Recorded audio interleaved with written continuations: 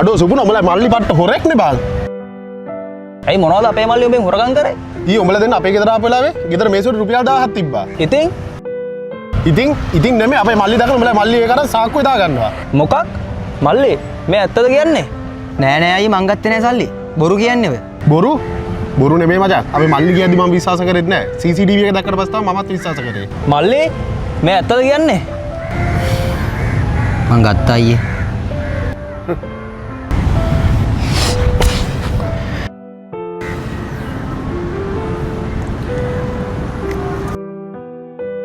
මචං මගේ මල්ලි වෙනුවෙන් මට සමාවිය. ආයි එහෙම දෙයක් වෙන්නේ නැහැ. මෙන්න රුපියල් 1000. සුපුනා උඹේ මල්ලි හින්දා මම මේක ඉවසන්නේ.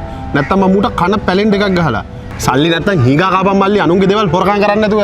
උඹගේ සල්ලි දුන්නනේ. දැම ඵලයක්.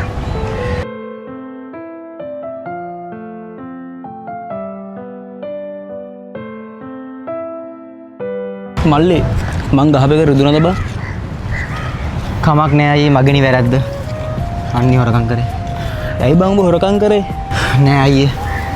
හෙට අයියාගේ උපන්දිනේනේ. මගේ අතේ කීයක්වත් තිබ්බේ නෑ. මං ඒකයි ශාරුකාගේ ගෙදරින් සල්ලි හොරකම් කරේ. ආයි මං එහෙම කරන්නේ නෑ අයියේ.